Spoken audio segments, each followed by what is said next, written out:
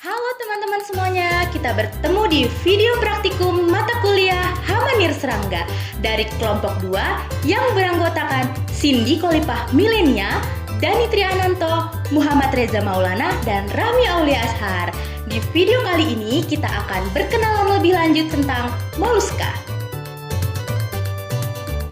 Sebelum berkenalan lebih lanjut, tentulah hal utama yang harus kita ketahui adalah pengertian moluska. Apa sih moluska itu? Moluska berasal dari bahasa Latin molluscus yang artinya lunak. Moluska adalah hewan tripoblastik selomata yang bertubuh lunak. Moluska hidup di laut, air tawar payau, dan daratan. Beberapa moluska ada yang memiliki cangkang dan ada juga yang tidak. Setelah mengetahui pengertian dari moluska, ayo kita mengetahui tentang karakteristik umum filum moluska.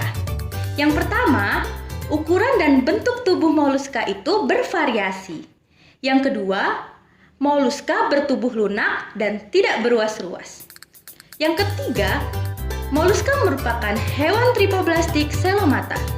Yang keempat, moluska tidak memiliki tulang belakang. Yang kelima, moluska hidup di air dan di darat. Yang keenam, moluska memiliki cincin syaraf yang merupakan sistem syaraf.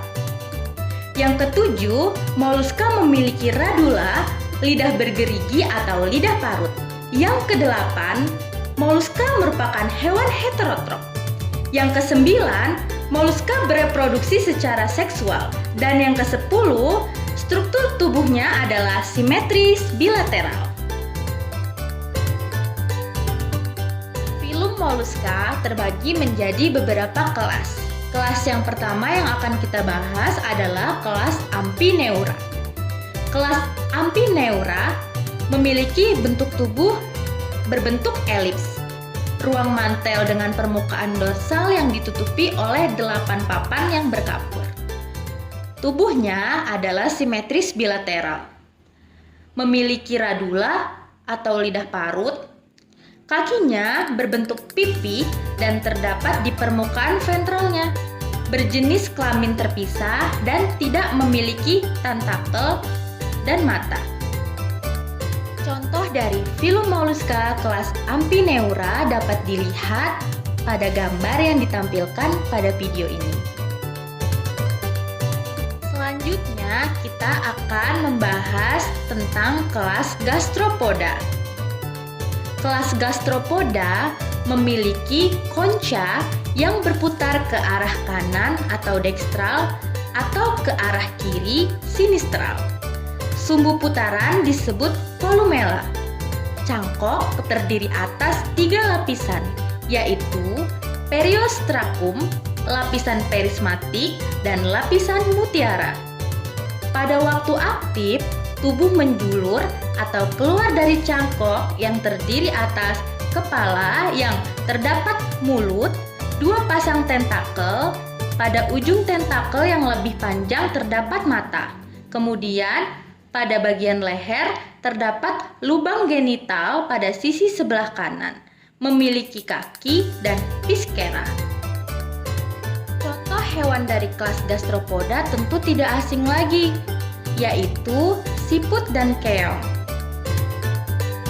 Selanjutnya adalah kelas Carpopoda. Kelas Carpopoda memiliki tubuh yang ramping, memanjang dorsoventral, dan diselubungi oleh mantel. Panjang tubuhnya biasanya 2,5 sampai 5 cm. Memiliki cangkang, cangkangnya terbuka pada kedua ujungnya, berbentuk silinder dan biasanya berwarna putih kekuningan. Dekat mulut terdapat tentakel kontraktif bersilia yang disebut capsula dengan ujung yang menjulur, yaitu sebagai alat peraba. Fungsinya untuk menangkap mikroflora dan mikrofauna. Kaki muncul dari ujung cangkang yang besar dan berfungsi untuk menggali di pasir. Penjelasan selanjutnya adalah dari kelas Pelysipoda. Kelas Pelysipoda memiliki dua cangkok yang berfungsi untuk melindungi tubuhnya. Cangkok di bagian dorsal tebal dan di bagian ventral tipis. Kepalanya tidak nampak dan kakinya berotot. Fungsi kaki adalah untuk merayap dan menggali lumpur atau pasir. Cangkang dihubungkan oleh engsel elastis yang disebut hind. Apabila cangkang terbuka, maka kaki akan keluar untuk bergerak. Untuk menutup cangkang dilakukan oleh otot transversal yang terletak di akhir kedua ujung tubuh di bagian dekat dorsal, yaitu otot aduktor anterior dan posterior. Cangkok berjumlah dua atau sepasang, ada di bagian anterior dan umbo. Bagian umbo adalah bagian yang membesar atau menonjol, terdapat di bagian posterior atau punggung. Kemudian ada dari kelas Cephalopoda.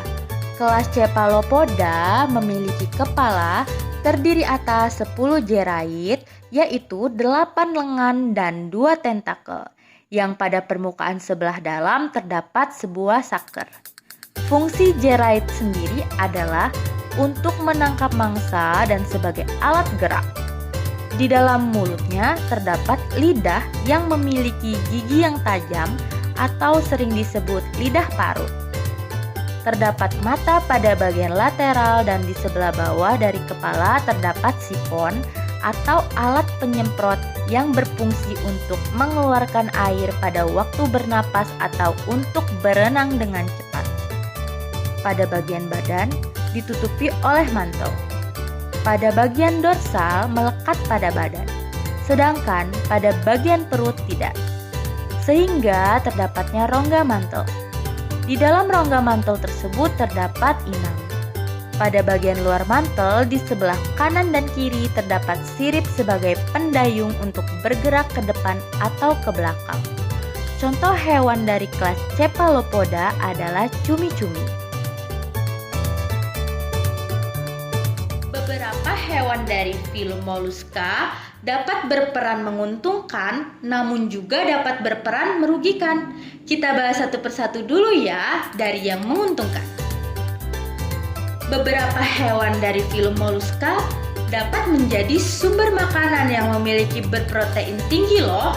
Contohnya adalah tiram batu Aema sp, cumi-cumi Loligopeli, kerang Anadara sp, bekicot Achatina pulica, dan sotong Sepia sp. Selain itu, hewan dari filum Mollusca juga dapat dijadikan sebagai bahan perhiasan. Contohnya mutiara yang dihasilkan oleh Pinstada margaritifera. Mutiara juga dapat dijadikan sebagai bahan kosmetik loh. Selain itu, hewan dari filum Mollusca juga dapat dijadikan hiasan. Contohnya adalah hiasan dari cangkang kerang yang dapat dijadikan sebagai hiasan lampu. Cangkang dari hewan Achatina pulica dapat dijadikan sebagai bahan campuran pakan ternak. Dan yang terakhir, dapat dijadikan sebagai antiseptik. Contohnya, lendir yang terdapat pada ujung cangkang bekicot. Wah, sungguh sangat menguntungkan ya. Selain berperan menguntungkan, beberapa hewan dari filum Mollusca juga dapat merugikan. Contohnya, beberapa hewan dari filum Mollusca menjadi inang perantara cacing Paschiola hepatica, contohnya Limenea sp. Kemudian, beberapa hewan dari filum Mollusca dapat berperan sebagai hama dalam sektor pertanian, khususnya pada komoditas padi. Contohnya yang sering mengganggu komoditas padi adalah bekicot, keong, dan siput. Dikarenakan beberapa hewan dari filum Mollusca dapat berperan sebagai hama pengganggu tanaman, maka dapat dilakukan beberapa pengendalian.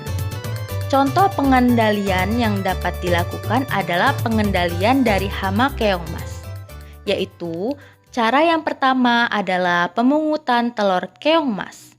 Sebelum hama keong mas merajalela, maka langkah ini adalah langkah yang paling tepat. Cara yang kedua yaitu menaburkan kapur. Menabur kapur di sekitar lahan dapat memusnahkan keong mas. Cara yang ketiga yaitu adanya pengelolaan air.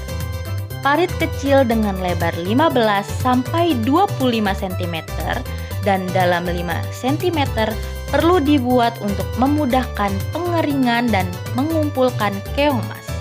Dikarenakan keong mas aktif pada air yang tergenang. Cara yang ketiga, penggunaan umpan. Membuat perangkap atau umpan menggunakan dedaunan untuk menarik perhatian keong mas.